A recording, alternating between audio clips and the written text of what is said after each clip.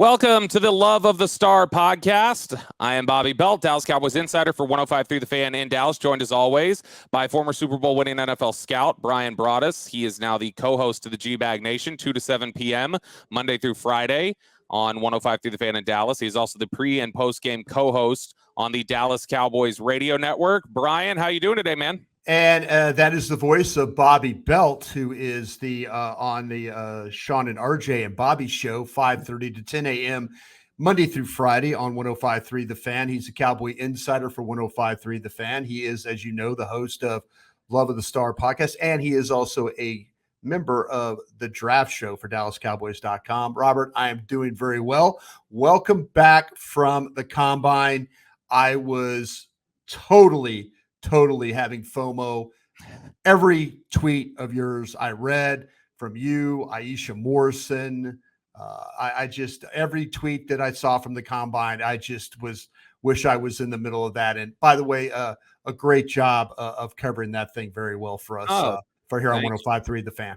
Thank you. I appreciate it. It was a good trip. I tell you what I learned, Brian, it's not a great idea to go on Friday is what I'm learning, because everybody that you would connect with is saying it's partied out. It's 5 straight nights of going out and having drinks and catching up with people, and I'm tired, and I want to get some rest tonight. And so I had a few really good meetings though, and got some, I think, good insight in general about this football team. So what we're going to do with we're obviously going to talk about Jerry Jones and what he had to say on the bus while we were there in Indianapolis.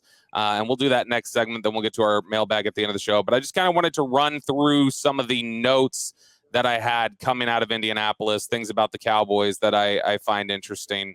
And we can lead off, I guess, with the running backs. Brian, we just saw the news right before we started recording that the Cowboys officially franchise tagged Tony Pollard. And Jerry talked about bringing back both Pollard and Zeke. But I think it's clear from speaking to folks in Indy that the Cowboys are on the hunt for a running back. They met formally with several of the top backs while they were in Indianapolis. Interestingly enough, one of them was not Bijan Robinson, but they did meet with Devon Achane. They met with Jahmyr Gibbs. They met with Tank Bigsby. They had meetings with a number of running backs while they were in Indianapolis. And it sounds like they're going to have a few on their 30 visit list as well. I think Dallas likes Malik Davis, but it sounds like they need to see, I think, some more growth from him, both as a player and a professional, before they really feel comfortable with him in a primary tandem situation. So I think the betting favorite for the Cowboys running back duo next year is Tony Pollard and some top 100 pick, Brian.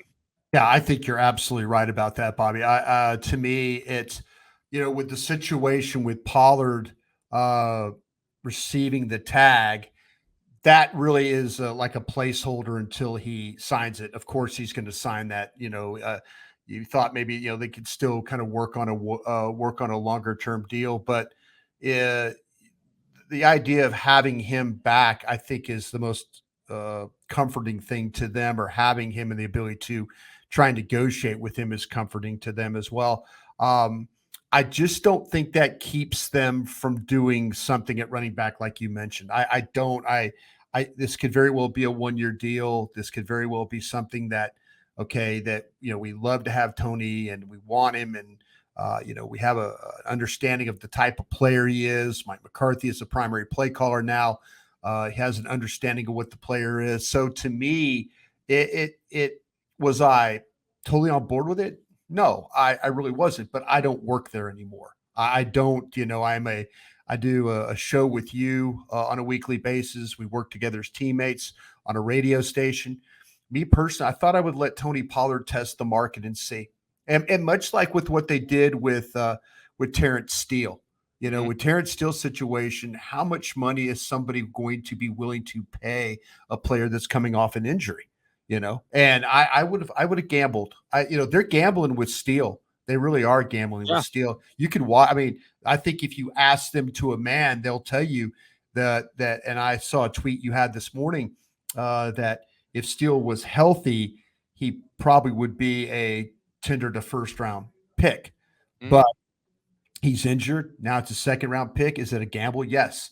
I could have seen the same gamble with Tony Pollard and seen if he was going to go out and get a deal. And to me, there's enough running backs on the market where I would have felt comfortable moving on if Tony were to leave, or like you're talking about, I would have drafted one of these kids.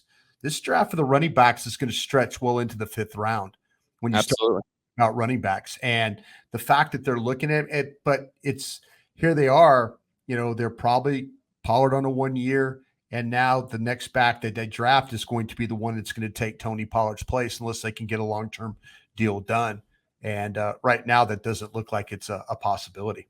Well, you mentioned the Terrence Steele news, and that blends perfectly into the discussion about the running game because he was so important as Amazing. a run blocker for them last year. That was something that came out of Indy.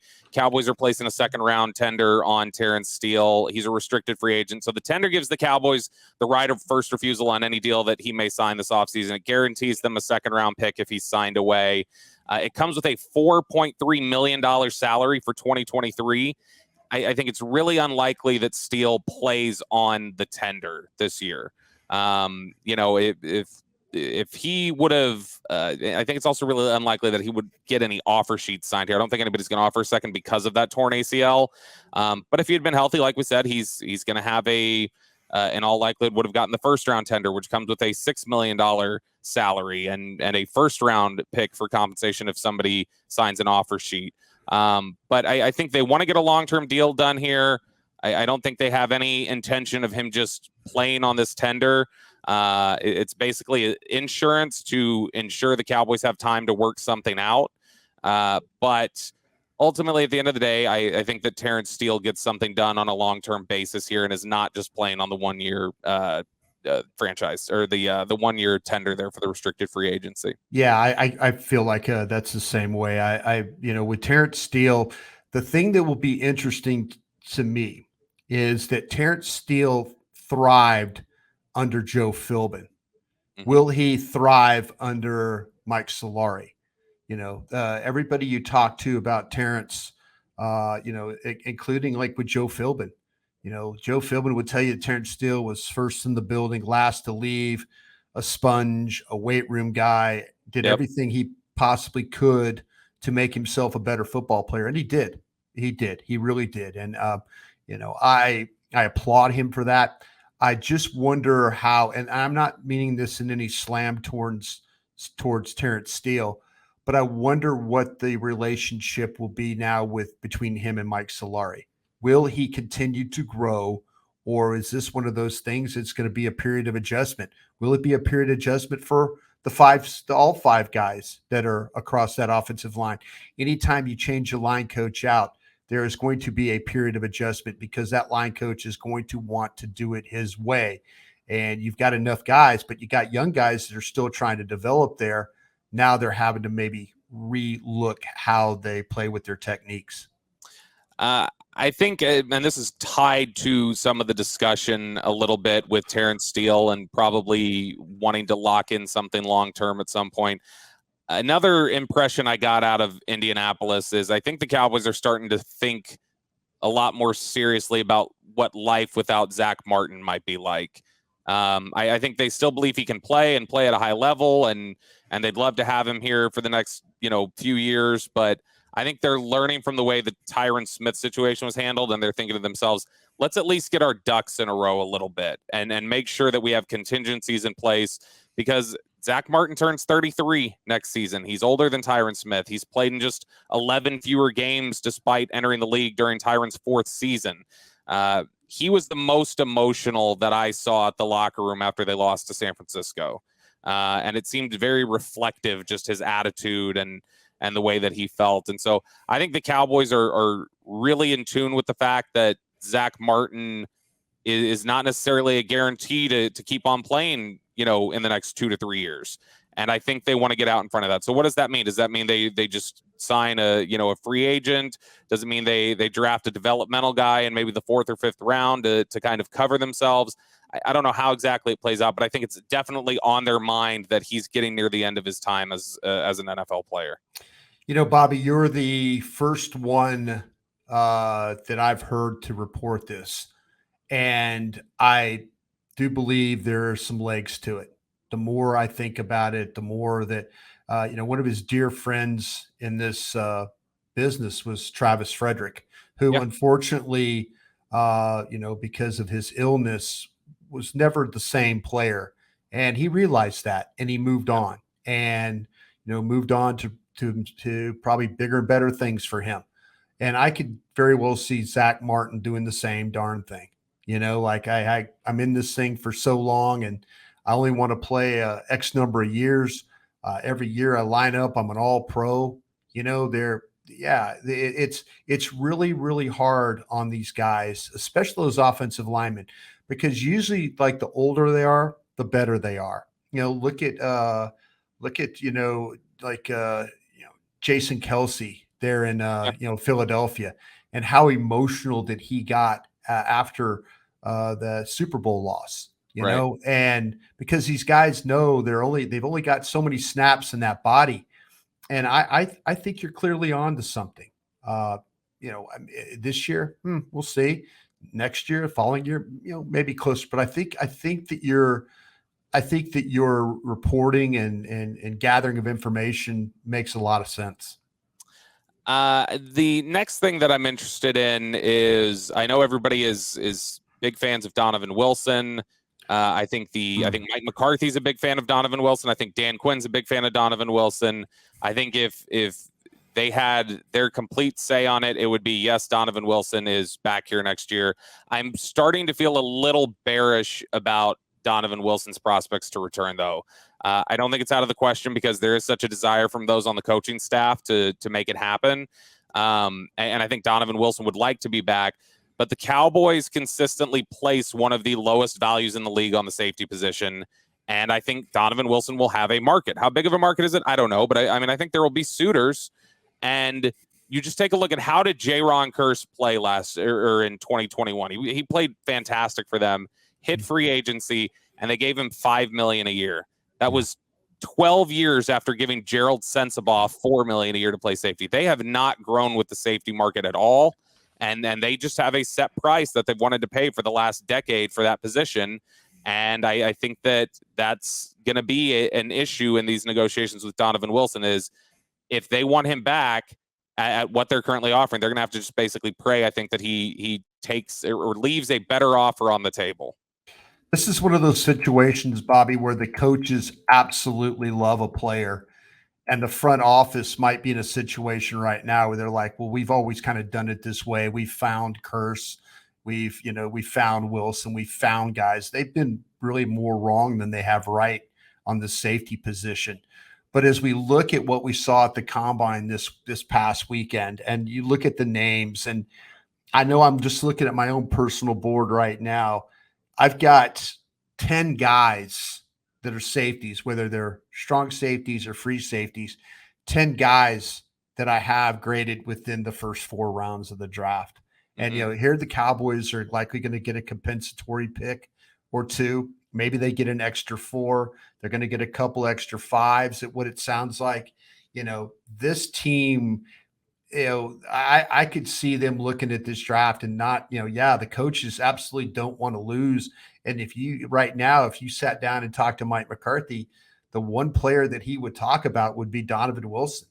Yeah. But his vision or what he sees for the player might not be with the front office. And I'm not saying the front office doesn't like the player. Sure. I just don't know if they want to pay. And you laid it out very, very, very well on that front. That are they willing to pay him more than what they paid for a safety 12 years ago, Right. kind of a thing. So, but like I said, I look at my board and I've got 10 guys. I've got 10 guys or 11 guys that are right there in that first 4 rounds of the draft, and I think they very well could tab one of those guys as a replacement. Last note here for this segment. So if I were into, we came out of combine last year, and I think there was a general sense that they were probably going to look offensive line in the first round, and that rounds 2 and 3 were going to be some flip-flop combination of probably an edge rusher and a receiver, and that's exactly what they did. Similarly, coming out of this week, I think in whatever order it may be, the first 3 picks are some combination of a cornerback, a running back, and a pass catcher. And I say pass catcher because I think that could be a receiver or a tight end, depending on how the board looks.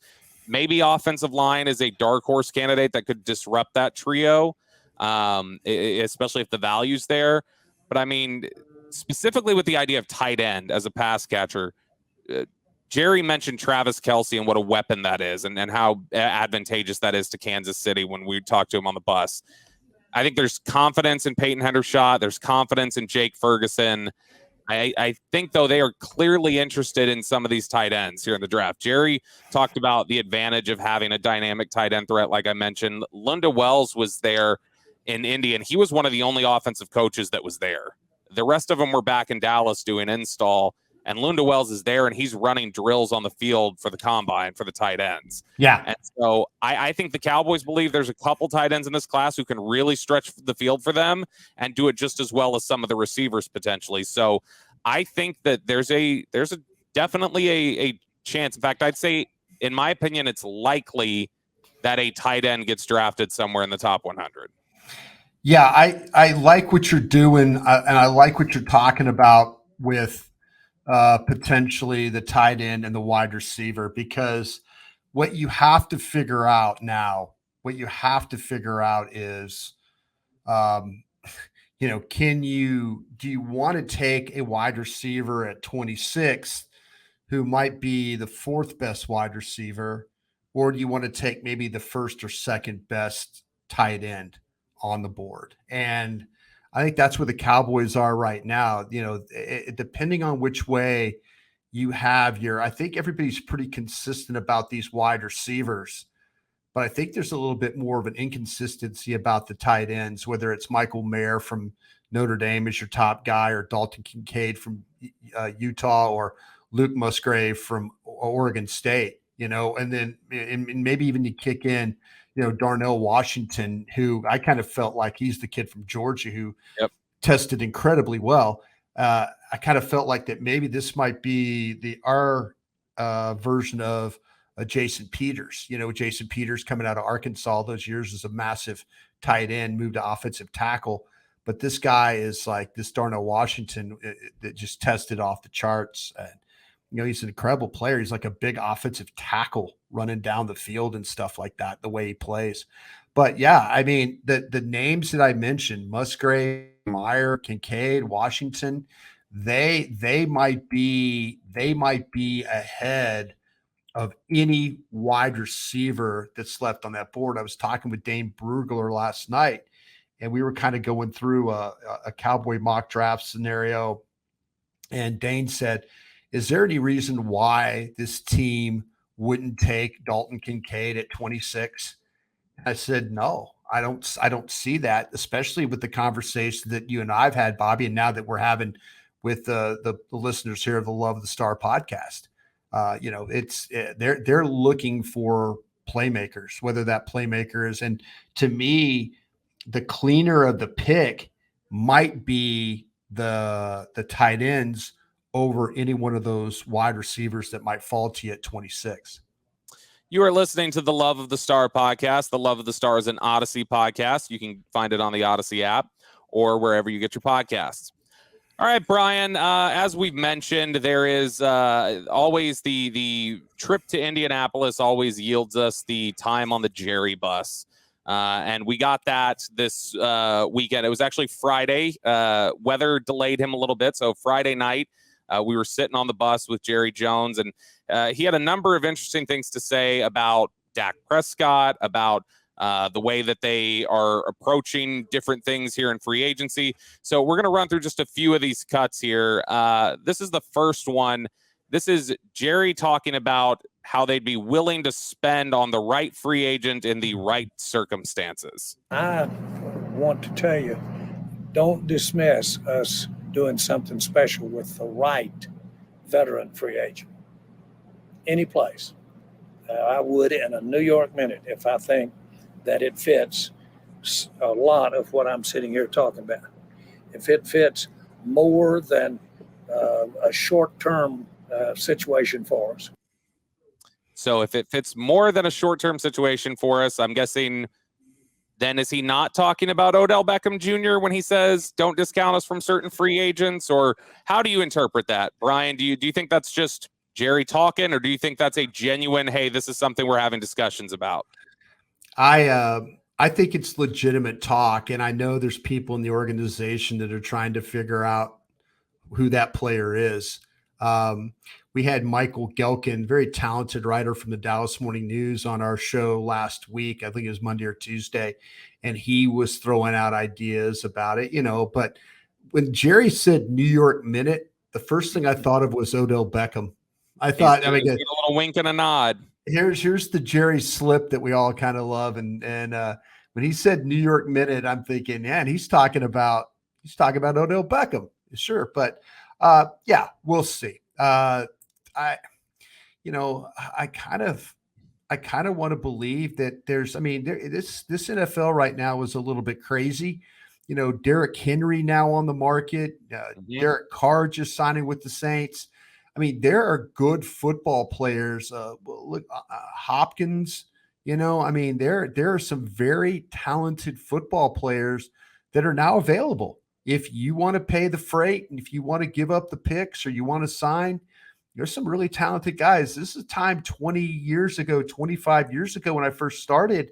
This always wasn't the case. This wasn't the case at all.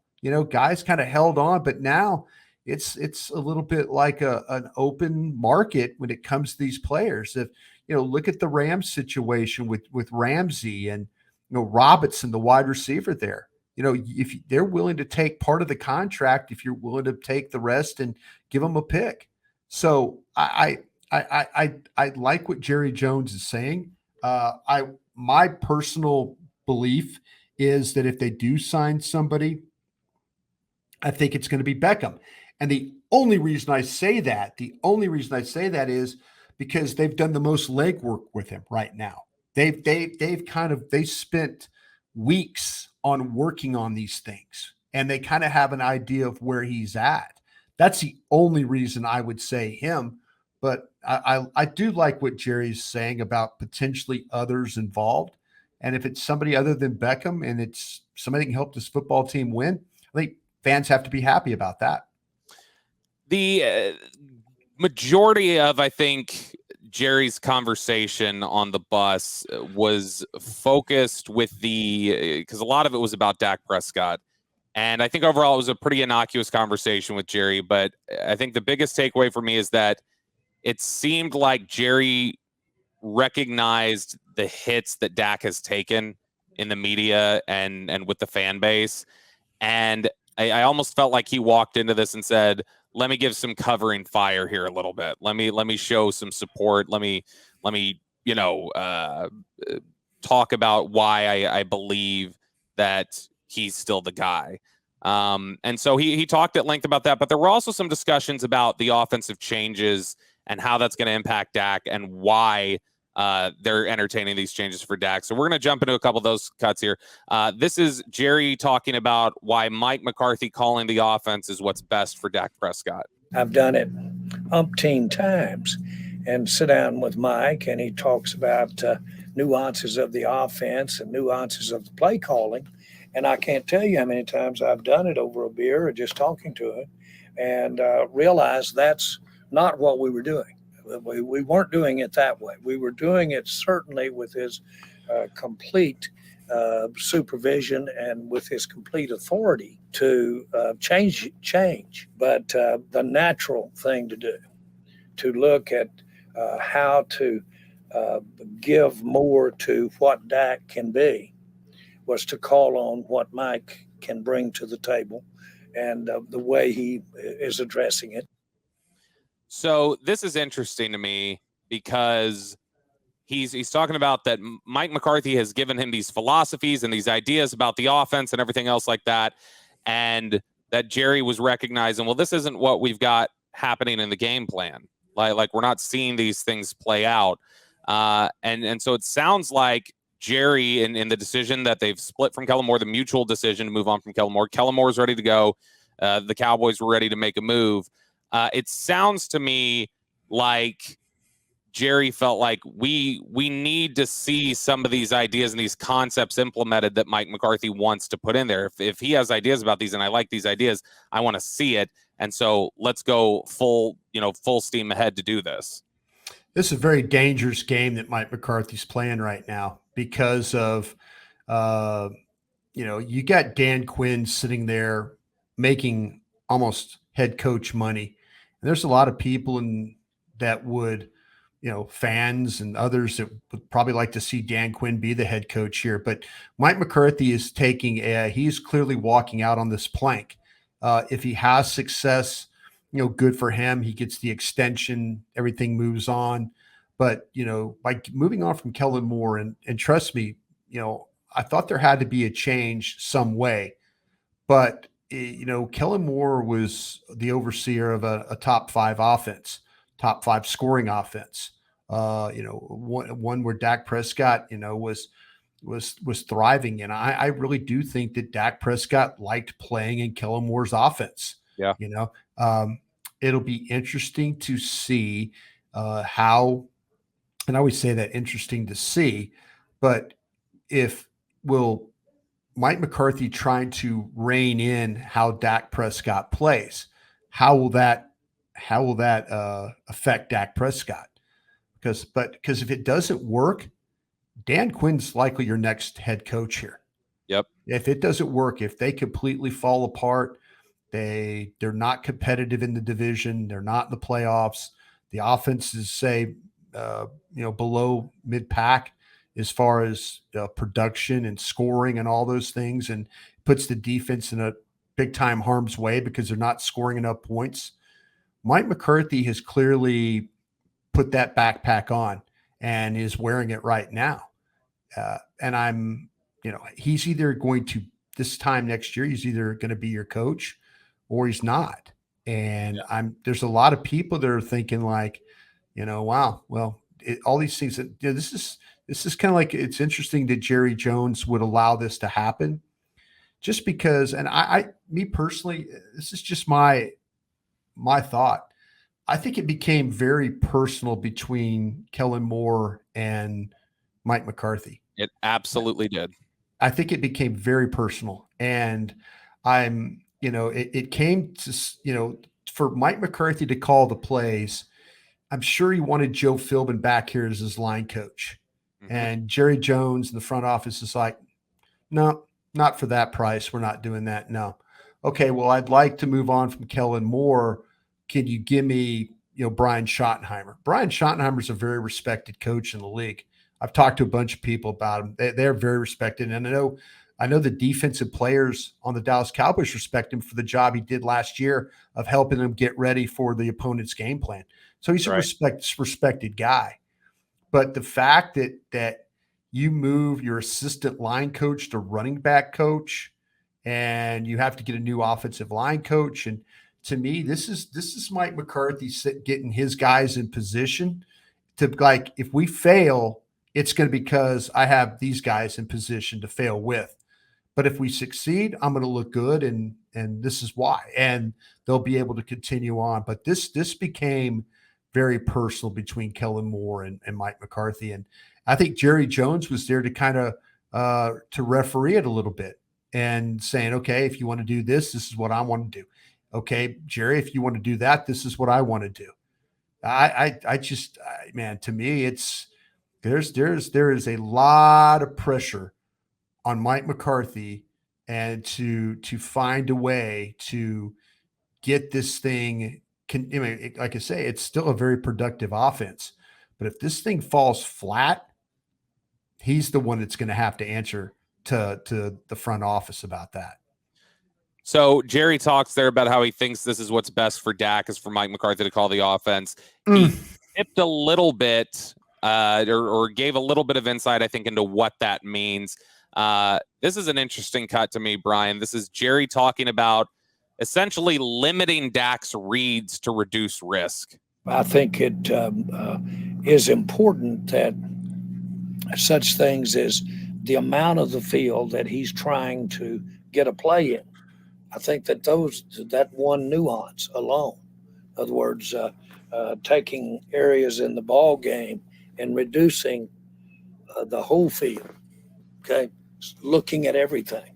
Okay, I think that that Dak has the ability and had to look and see if there's any options at all, when maybe we should have had one or two when you're 1st and 10 on the 20 going in, and you had it narrowed down.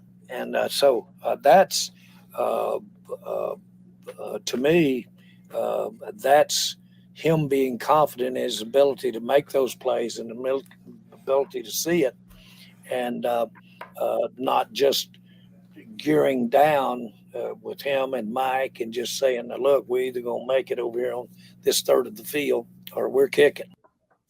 Your thoughts on that quote, Brian? I'm interested to hear what you think.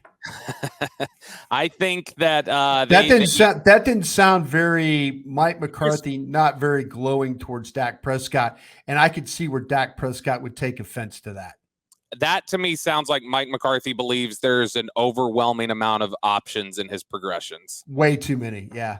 And that he thinks it needs to. Now, I wonder, you remember the attempt to pick up a first down in Green Bay? Yeah. Like, is that an example? If you think McCarthy looked for an example where he says, this is an example of like, it needs to be a more simplified, quicker read than what we have right here.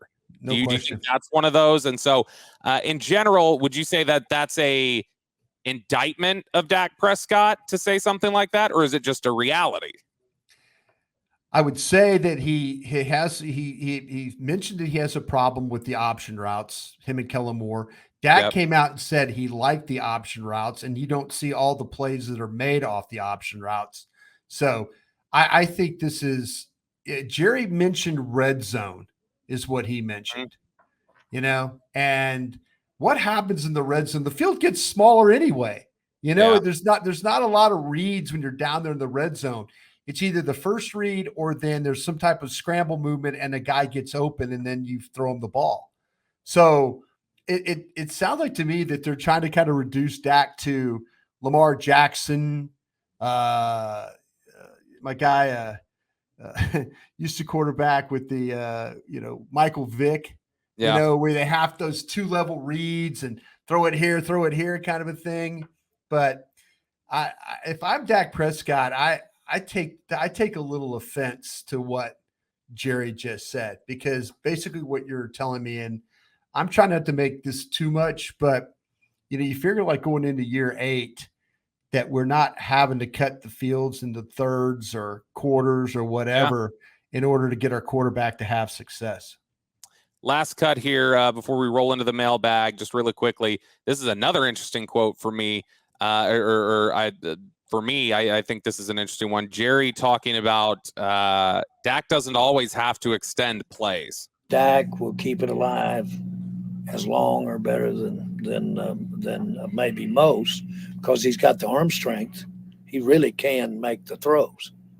But we really do need to probably have a reconciliation here as to the best way to win the game, not make the play.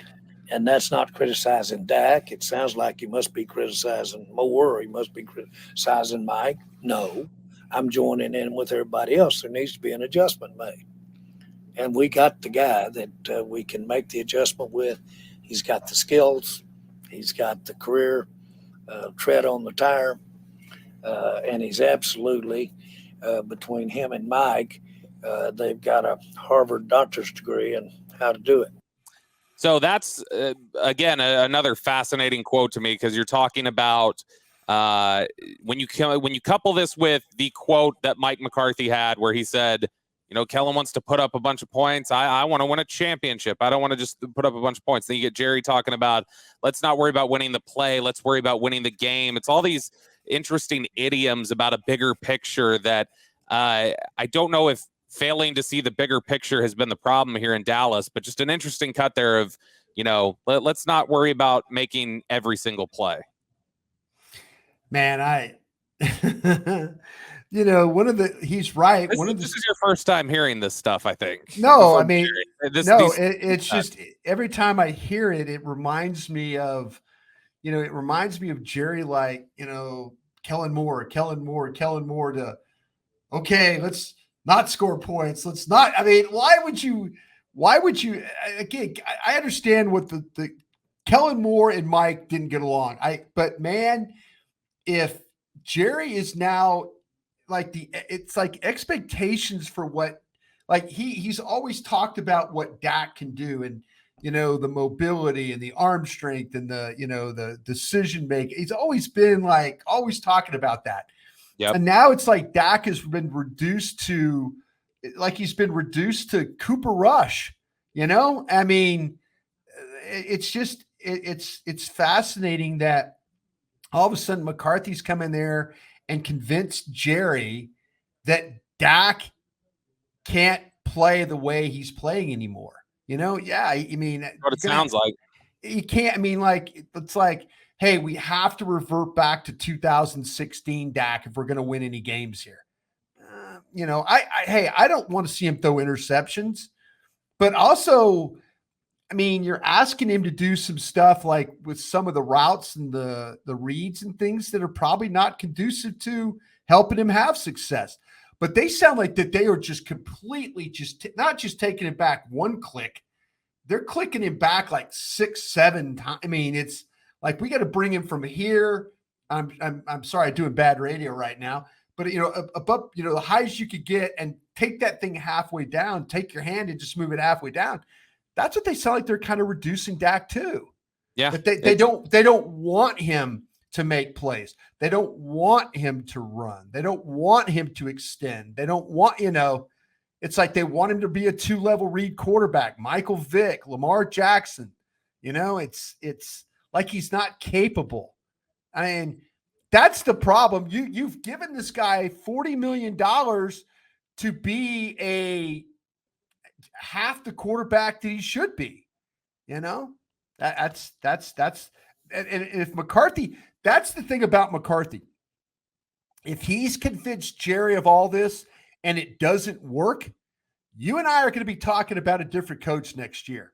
Yes. I guarantee you, if all of a sudden that team doesn't score, they don't win games, and this is now on Mike McCarthy, it's on Brian Schottenheimer, it's on the line coach, the running back coach, it's on them all. It is on them all if this thing doesn't work. And it's not going to be on the quarterback because, the quarterback he's here. He's here. So somebody is going to have to figure out, and then next year it might be, well, we just need to do more. Dak is capable of throwing the ball. He's capable, that's the next thing. If it doesn't work, those are the things that we're going to hear. You're listening to the Love of the Star podcast, the Love of the Stars and Odyssey podcast. You can find it on the Odyssey app or wherever you get your podcasts. All right, Brian, it is now time for our Dean Julia Love of the Star mailbag. We've got a few questions here. First one from Mario, and he says specifically for you, Brian, in your experience as a scout, do scouts ever try to, quote, cheat by seeing which players other team scouts are watching at positions that the team is known for drafting well? For example, San Francisco at linebacker, Pittsburgh receiver, anything like that. Oh yeah. I always, when I go to workouts and, I had a few of them that I'd go to, I would always see what team sent their position coach to go conduct a workout. For example, if the 49ers are sending their linebacker coach to go work guys out, I always made notes of that. I always made notes. If like defensive line coaches are there to work out specific guys, always made a note of that. Hey, Buccaneers, Bengals, Rams were here working these guys out today. I think these, when you really have to evaluate the evaluators at the workout myself, like who has sent the most guys here to see these players. I think that could tell you a lot. That used to help me in pro personnel when I would have to tell Jerry or whoever the head coach was that, hey, listen, there's a chance this team is going to take this player because they were at this workout. They had their coaches at this workout for this guy. So you have to keep a mind on the Rams, the Giants, the Eagles. They all had coaches that were there working these guys out. So that when you line those things up, and as a scout, it's important to know those things. Now, specifically to that other aspect of his question, I'm curious. For instance, I'll say this: Dallas, I think, has developed a pretty decent reputation at being able to spot tight end talent, like Jarwin, Dalton Schultz. They nailed Ferguson and Hendershot, it looks like. McEwen's been a good acquisition as an undrafted free agent. So specifically to that idea of, if you see a team that's really good at drafting a certain position, if they're watching certain guys, does that tip you off and make you go, maybe I need to rethink this guy a little bit if they like him? Yeah, no, absolutely. I mean, to me, workouts, using resources to evaluate players, all those things can help you with that. All those things that you just mentioned. Next question here from Brandon. Who are your priority players this week to get a deal done with before the start of the league year to make sure those players stay off the market? We talked a little bit about Donovan Wilson earlier and how tough that is going to be. I don't know that you necessarily want him hitting the market and shopping for offers that'll probably be better than Dallas's. But I also don't know that you're going to be able to get that done. Just from what I heard, I think he's hitting free agency. He could still come back here, but I don't think anything's getting done before free agency. They're going to look at the market for Donovan Wilson. Leighton Vander Esch, I think, is one that you would like to go ahead and get that done. Hopefully get some sort of a deal done before you hit free agency there. But Brian, are those kind of the two that you would have your eyes on, or just Wilson and Vander Esch? Yeah, I think you're absolutely right. What they've done is they protected themselves with the two tags that they've been able to use. The tag for Pollard and then the tenders for Steele. And now they're going to let this thing ride, and they have some parameters. If Vander Esch wants to come back, if Wilson wants to come back, I think they've got some parameters. Watkins, I know they've got a lot of guys. They've got a lot of guys that are going to be out there. So I kind of have a feeling they're going to let this thing ride. And after the first week, maybe even the second week, we'll see the Cowboys maybe re-sign their own guys or do some fishing of their own. Next question here from Alfonso. He says, Brian, which receiver at the combine do you think suits the West Coast offense the best? And I know you'll probably be pulling up your notes or thinking, so I'm going to throw out a name here that I thought he had a really good week this week. And I think that I know you're not as high on him, but skill set wise, and if you're looking for a strong possession receiver who I think showed good short area quickness, like some good explosiveness, I do like Cedric Tillman out of Tennessee. Yeah. And I think that Tillman as a, not a first rounder, but Tillman as somebody maybe in the second or third round would be really interesting for the Cowboys, I think, and could, pull off a lot of this stuff that they want to execute with the West Coast offense. A tough traffic catcher, a guy who I think shows really good ball skills. He had a really good workout this week, Brian. He showed up 6'3", 213, ran 4.54, but he had a 1.53-10 split. He had a 37-inch vertical and a 10.8 broad, so some decent numbers for him. And he's still recovering from an ankle injury, I think, to get him to full strength. I had heard rumblings during training. He got all the way up to 4.45 in the 40, which is really good number for him. Mm-hmm. But I think Tillman is a guy who could make some sense as a West Coast type of receiver. I think you perfectly nailed the guy, Bobby. I have him in the third round myself, and I love the size. This is one of the things, and I just, as you mentioned in my notes, I said, does a really good job of fighting the defender for the ball. Size, length really help him here. He makes his share of big plays down the field, dependable hands, but there's some snaps you do see him body catching while adjusting. So, I didn't feel like he had great speed as a route runner. And I said this, he reminds me of those guys the Chargers play with. Steady route runner that will come back to the ball in order to make the catch. Big man, the adjusting receptions in small space. He's like those guys, like I'm saying, you watch the Chargers play and, the Keenan Allens and those guys, that's what these guys look like. So you're right. Not a fast, quick player. Hyatt was the guy on the other side for Tennessee that was the vertical player. But this cat You got to love his size, and you got to love his ability to go fight for the football. I had Cedric Tillman, Tennessee, in the 3rd round on my board currently. And then last question here, we'll go with a question from Sod. He wants to know, do you think Nolan Smith just leaped out of reach after the combine? Nolan Smith, who came in 6'2", 238, but ran 4.39, 41.5-inch vertical, 10.8 broad, was already a really impressive looking player who's still growing, still maturing, becoming a polished player. But I think a really good player who I think is still probably around Dallas's range. I would say between 20 and 30 is where I think Nolan Smith ends up going. Yeah, I think you got to be really careful here, Bobby, because to me, the combine will seduce you into testing numbers, and you have to make sure that you're watching all the tape. You know, the combine, the medical, the workout is just part of the puzzle. Make sure you're watching everything. This guy tore his pectoral muscle like the 1st of November and was out for the remainder of the season.